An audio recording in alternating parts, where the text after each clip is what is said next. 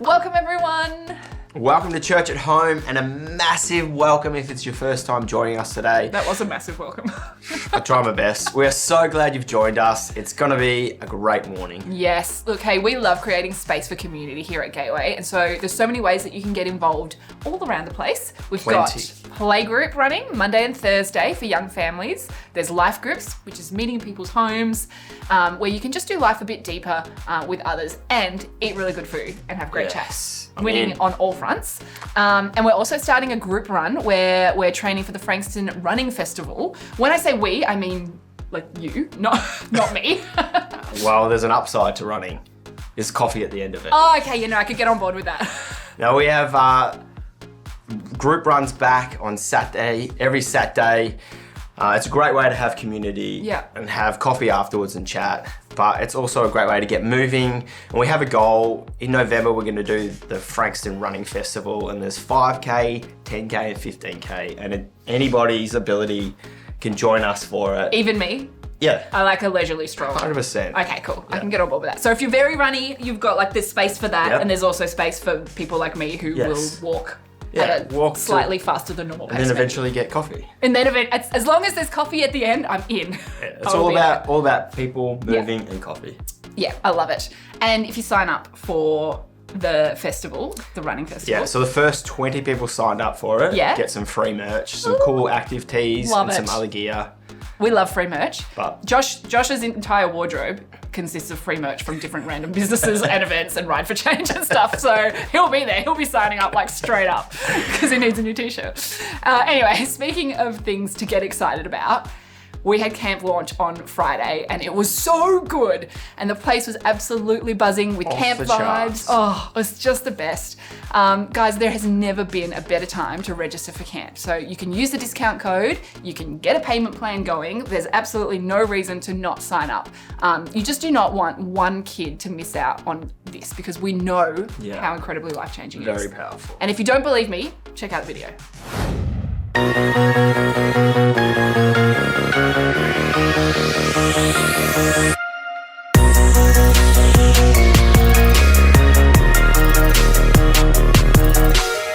We're dreaming on and on, we're dreaming on and on. I'm chasing all the colors in my head. I wanna be alive. I'm living high. I'm living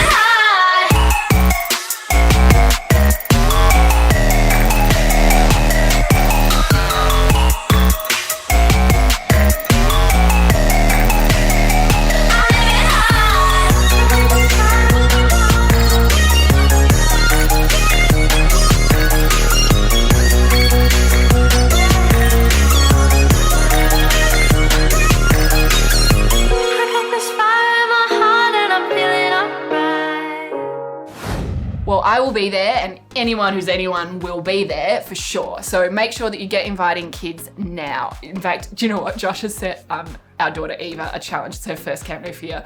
If she can invite 10 friends who actually come, he's going to give her $100. Oh, wow. She's so pumped. She's like just all over $100. it. She's got a list. Yeah. We have to pay for camp as well. Do you have to pay for the 10 as well? I love that. Just cut that bit out. And how can we pray for you this week? Yeah. You know, we love helping carry each other's burdens and bringing each other's needs before God on behalf of one another.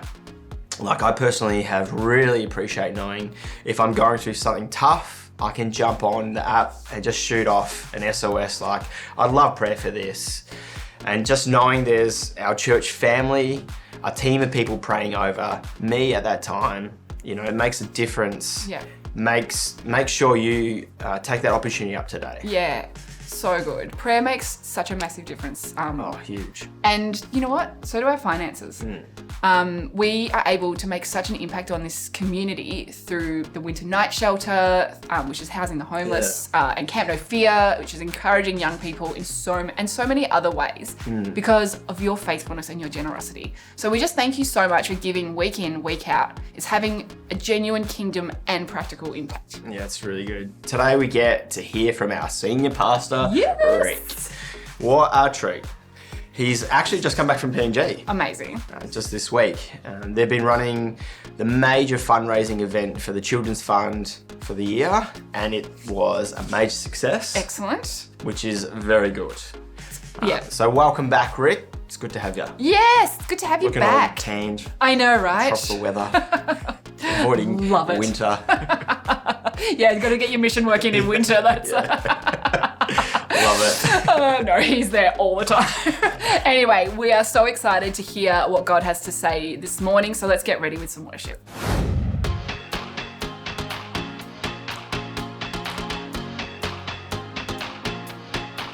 Breathe in, breathe out. Stop the endless chase. Surrender all and I rest in grace. No need to worry when I can choose to praise. I find my peace when I call out your name. Even to wildest oceans you have spoken. Here with you in this moment, you're my focus. Jesus, you're the air I breathe. You're the only thing I need. You have given life to me. Jesus, you're the air I breathe. I will breathe you in. You are my oxygen. I will breathe you in. You are my oxygen. I will breathe you in. You are my oxygen, my everything. You are my oxygen. You are my oxygen. God, every day as I inhale your love, I live by faith, 'cause you are enough in all the noise. Jesus, you make me still. I give my heart to your perfect will. Even to wildest oceans you have spoken. Here with you in this moment, you're my focus. Jesus, you're the air I breathe. You're the only thing I need. You have given life to me. Jesus, you're the air I breathe. I will breathe you in. You are my oxygen. I will breathe you in. You are my oxygen. I will breathe you in. You are my oxygen, my everything. You are my oxygen. You are my oxygen.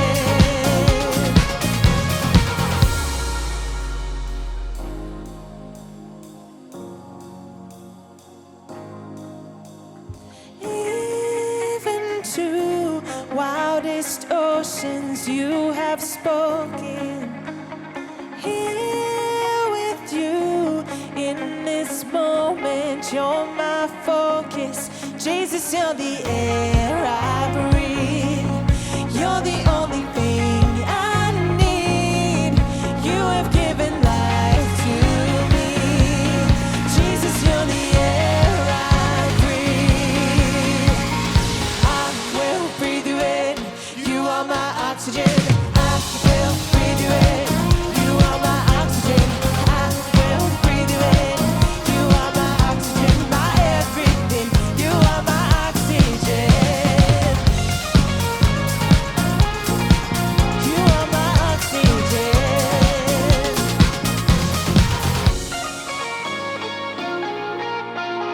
My everything. You are my oxygen.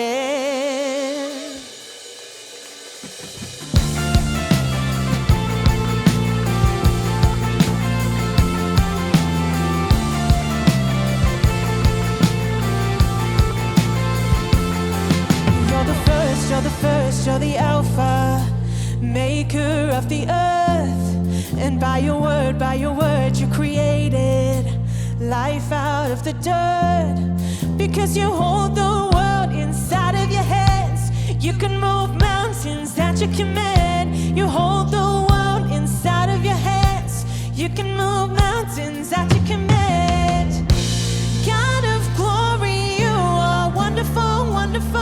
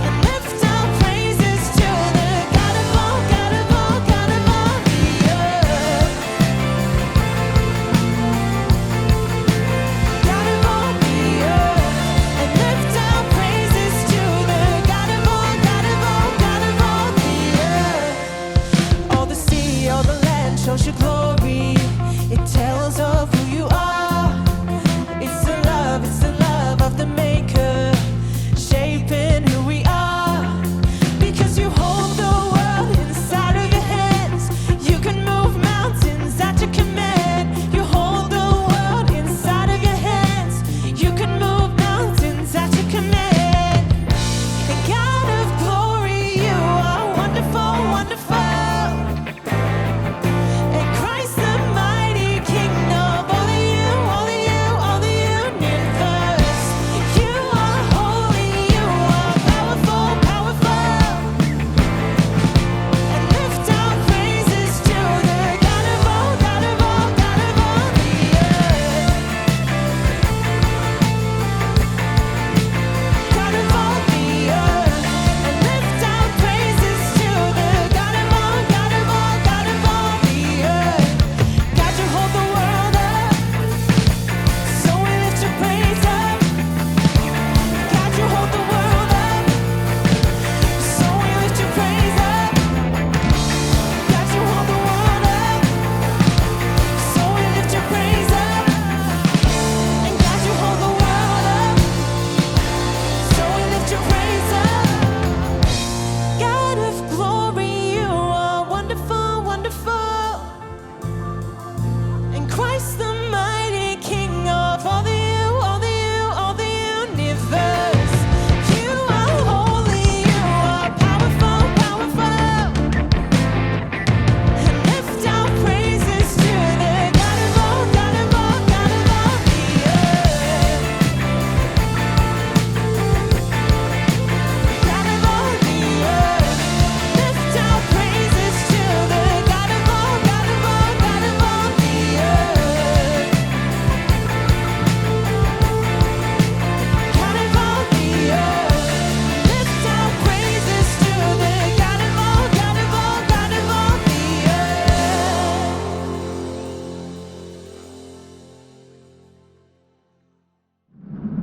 Well, good morning, everybody. I have the honour of being the winner of the Rick Painter Lookalike Contest, but I too have just come back from PNG and we spent a great week raising funds for the kids in our school and visiting them as well. But I do have the honour to just wrap up this series that we've been in for the last 5 weeks, Becoming Wise. And we've really been talking about the wisdom of mature discipleship. Often that applies to our older saints. So who is an elder? It's one who's moved past the stage of having to be carried and is now in a place in life where they seek to give their lives away for the sake of others. And over the weeks, we've painted 3 pictures about the sort of wisdom that comes with age and experience. The first picture I call the "where else would we go" picture. We've seen the way the world works for good and bad. We have experienced Christian faith for all of its ups and downs. We don't understand it all, but we do know that we would rather struggle with God on our side than struggle without him. We've been through some stuff and we've asked ourselves in the middle of grief, this is so hard, but how in the heck could someone get through this without a knowledge of God's love and grace? Where else would we go?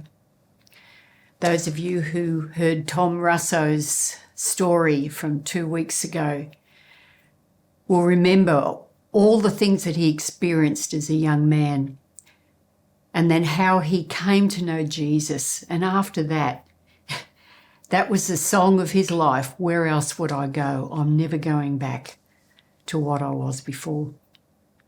The second picture we painted was that senior saints have a superpower, and that is the power to bless others.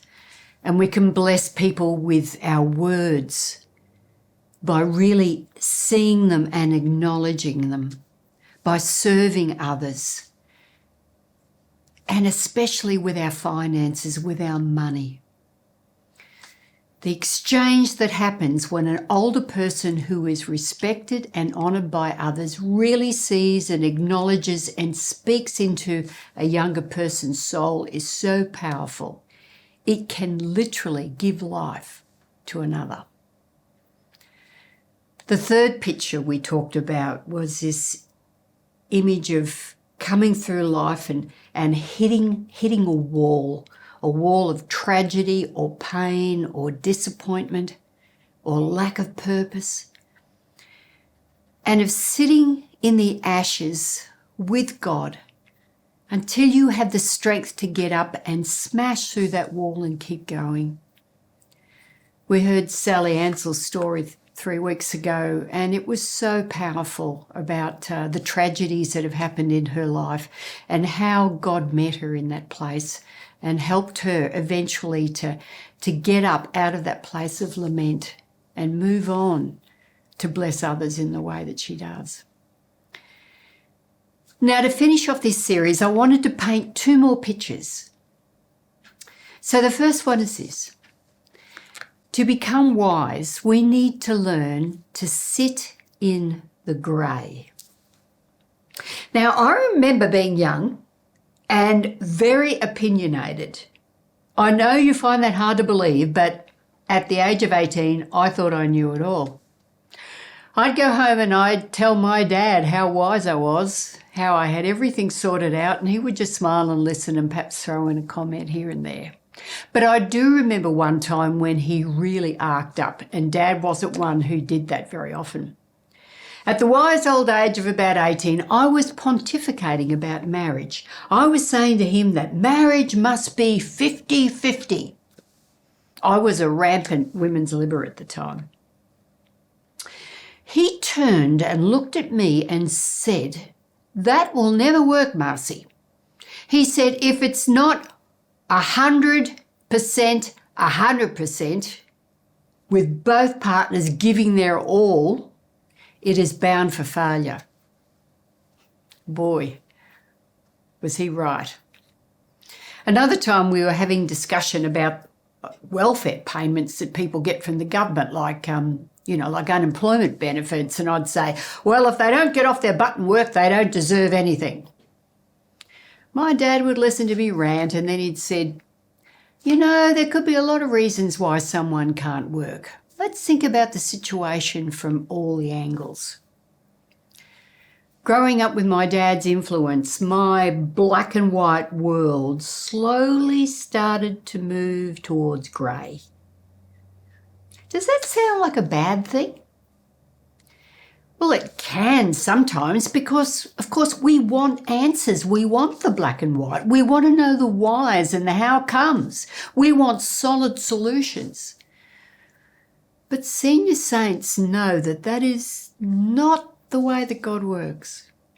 God often does his best work in the mysteries, in the grey, foggy times when we can't see a clear direction. But we have to trust that God is still behind the fog and there will be a sunny day. That God is working things out for our best. It is in those times when I think we grow the most. There's great biblical wisdom about this in the book of Job. Now, in the story of Job, this man who loved God and was a good man, respected in his community, he suffers horrendous loss. It's like his house gets blown down and all of his children are killed and all of his wealth is taken away from him. And then if that's not bad enough, he ends up with his health destroyed, and he's just literally sitting in the ashes on the ground with sores all over him and grieving the loss of his family and his wealth. And then his so-called friends sit around with him, berating him about what he must have done wrong in order for God to be so mad at him to put him in this situation. At the end of the story, and it's 42 chapters of this story in Job, he ends up kicking out his friends and having this screaming showdown, just him and God. He's asking him, "Please, God, show me. Why have you done this? I don't deserve this pain." And the answer? There was none. There was no clear answer. But God did take him on a mind journey. He showed him the cosmos and said, "See this world, Job? this solar system, this universe. You see the mountains and the sea and the animals. Who do you think created all this? Are you big enough to do it, Job? And yet you question me. What you see are the works of a God of goodness and beauty. Can you be content to trust me as a lover and the judge of all the world? Can you sit in the grey and be happy to not know all the answers because you know me, the one who does? Well, in the last chapter of Job, chapter 42, Job talks to God and he says, I'm convinced you can do anything and everything. Nothing and no one can upset your plans. You ask me, who is this muddying the water, ignorantly confusing the issues, second-guessing my purpose? I admit it. I was the one. I babbled on about things far beyond me, made small talk about wonders that were far above my head. You told me, listen and let me do the talking. Let me ask the questions and you give me the answers. I admit I once lived by rumours of you. Now I have it all firsthand from my own eyes and ears. I'm sorry. Forgive me. I'll never do that again, I promise. I'll never again live on crusts of hearsay, crumbs of rumour. You know, Job never found an answer to the problem of undeserved suffering. But in all the questioning, he found God. Senior saints know that is where we always find God, in the place of mystery, of unknowing. We know that God is far too big for any box that we want to lock him into. We can sit in a place of not knowing all the answers, but confident that he has it all under his loving hand. And the wisest thing we can say is, the older I get, the more I see, the less confident I am that I have the answers. But the more confident I am that he is Lord over all. Well, the final picture I want to paint is perhaps my favourite of all of them, and perhaps the most difficult as well. The greatest indication that you have become a true senior saint, a mature disciple of Christ, is your ability to ponder. Now, ponder is not a word that we use a lot, but it was used in the Gospels to describe Mary, the mother of Jesus. You know, after the events of the birth of Christ, with the shepherds coming and then the wise men coming with their gifts. After all of those amazing things that happened, the Gospels say that she pondered all these things in her heart. Mary seems to be a model of mature discipleship. When the religious authorities, the crowds, even the disciples got it wrong about what Jesus was on about, Mary consistently gets it right. She was the first one to hear about the coming Christ when the angel appeared to her, and she was the first one to humbly obey. Let it be done to me. Let God have his way in my life, whatever they may look like. Now, when we think of the word ponder, we often think of it like this.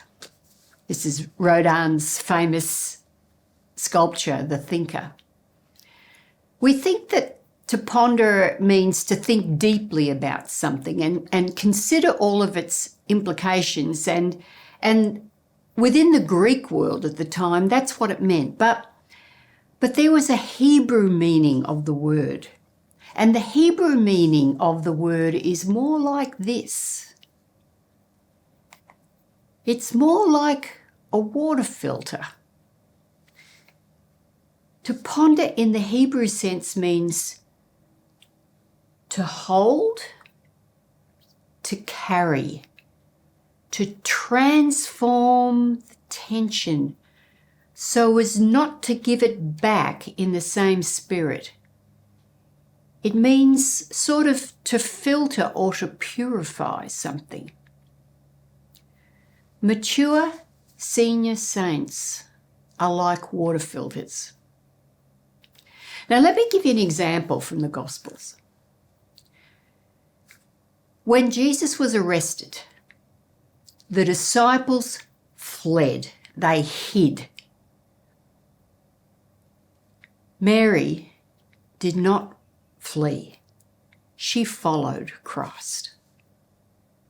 When Christ was crucified, when he was put up on that cross on that hill, the men were not there.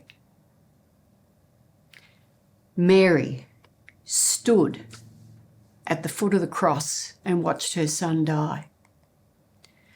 Now, artists have sometimes depicted her as distraught, lying flat on the ground in hysteria. But in the Gospels, it said she stood. To stand is to be in a position of strength.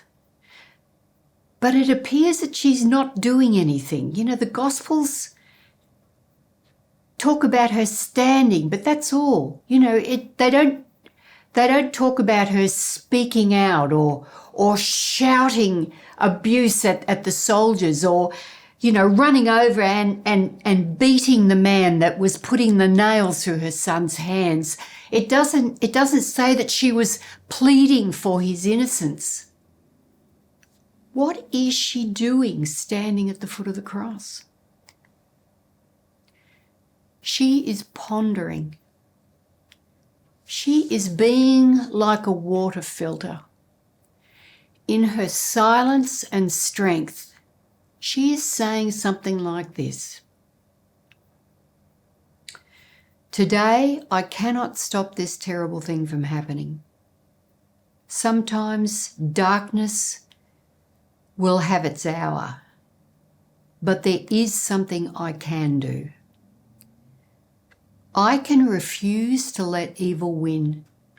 I will not bow down to anger or bitterness or hatred. I will absorb them and carry them, and I will transform them through the power of the Spirit. The power that I saw in my son. They may throw evil and hatred at us, but I will filter it and give back gentleness and understanding and forgiveness, peace, light, courage. She heard her son filter the evil as he was being nailed to the cross. Father, forgive the man who is even now causing me this pain. They don't know what they're doing, whose body they are murdering. This is not an easy thing to do. Everything inside us screams for justice and refuses to stay silent in the face of that injustice. Now, this can be a healthy instinct, and sometimes acting on it is good. We do need, in some situations, to throw ourselves into the face of evil and do everything we can to stop it. But wisdom says there are times when darkness is going to have its hour, and all we can do is stand under the cross and help absorb that bitterness and filter it into something good. We can be like Mary. I can't stop this, but I can refuse to amplify the evil by joining it in bitterness and hatred. Jesus was the ultimate purifier. He took the sins of the community. He took my sin, your sin. He absorbed them. He carried them. He transformed them. He took in hatred, transformed it, and gave back love. He took in bitterness, transformed it, and gave back grace. He took in curses, transformed them, and gave back blessings. He took in murder, transformed it, and gave back forgiveness. This is the ultimate invitation to mature senior discipleship, to be the water purifiers in our circles of influence, to take in the difficulties and the brokenness and the bitterness, to absorb it, to carry it, to transform it in the power of the Spirit and give back grace and goodness. Now, can I just put a quick caveat here? I'm not talking about putting up with abuse. To absorb abuse does not transform it, it enables it. And we also need to have a healthy outlet for our tension. The filter needs cleaning regularly. Let me give you some examples of what this filtering can look like in everyday life. I, like many of you mothers and fathers out there, have had a child come home from school upset because they were being bullied. And every aspect of my being just wanted to hit back, literally. I wanted to hurt that child the way that they'd hurt mine. But I found myself having to absorb it, to transform it, and to hear what God was saying to me. And the words that came out of my mouth to my kids were not, well, when you get back there tomorrow, you give him back what he gave you. I found myself saying to them, hurt people often hurt people. What do you think might be happening in their life to make them behave like that? Just recently, my husband had quite a devastating email from a person who we felt was an old-time friend. And it would have been very easy to just cut that person off. Why put up with that pain? Well, we heard recently that his wife is suffering quite badly in the last months of a cancer diagnosis. So all Rick could do was just pour out grace and love to this man, saying that we would pray for him, and if there was anything that we could do, we were there for him. Perhaps my most enduring memory of this pondering, of this ability to absorb evil and change it, was watching our friend Mark Ansell at his son's funeral. I remember him standing at the front of the church while we were worshipping, his arms up in the air. It was like he was saying, darkness will have its hour, but I'm going to stand in the grace and love of God, knowing that the dawn is coming and he has already won the victory. Mark was pondering. He was being a water filter. Mature saints out there who are hearing this today, what are you called to ponder? To absorb, to filter, to transform, to flow back out in forgiveness and grace. I know there's stuff happening in your family. There always is in every family. There's stuff happening in our church family. But it needs you, the senior saints, to ponder, to stand in the face of brokenness and change it. Well, for this series, we've had the enduring image of the Velveteen Rabbit, who was loved so much that his hair fell out and he became shabby. But he found that this was the price he paid to be real. And the reason we can joyfully pay this price is because our God hung on a cross to show us what real love looks like. He showed us that real love is real sacrifice and the humble laying down of our own lives in the service to others. This is the God we worship. And if we are faithfully following him, we are becoming wise. Worthy, Lord.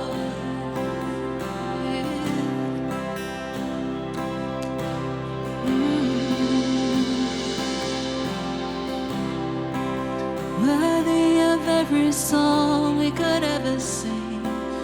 Worthy, worthy of all the praise we could ever bring. Worthy of every breath we could ever breathe. We live for you, Jesus.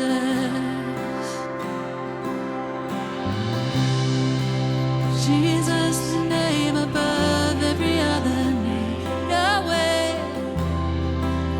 Jesus, the only one who could ever say, worthy, worthy of every breath we could ever breathe. We live for you. We live for you. Holy, there is no one like you. There is none beside you. Open up my eyes in wonder and show me who you are and fill me with your heart and lead me in your love to those around me.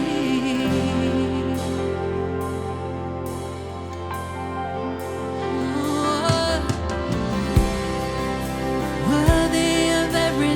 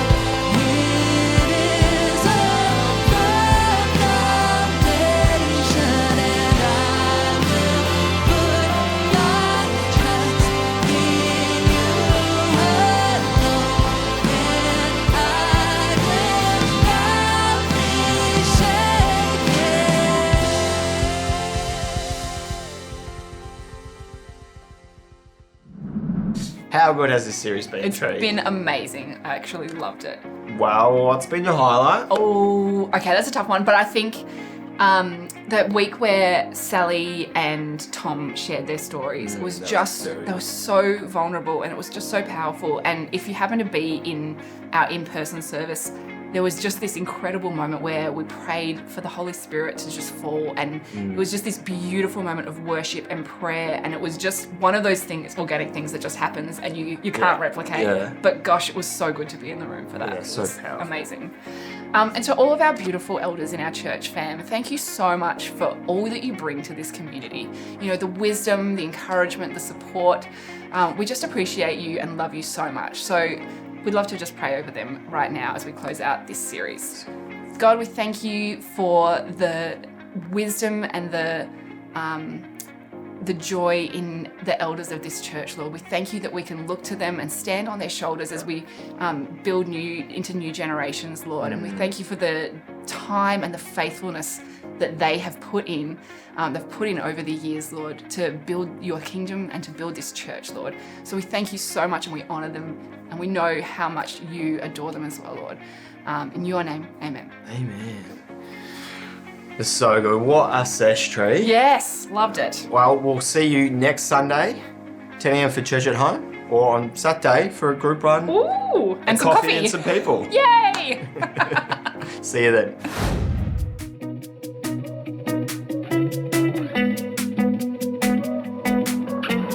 When I look back, I can see your hand all over my past. Even in the times I'd rather forget, I just can't believe you'd love me like that.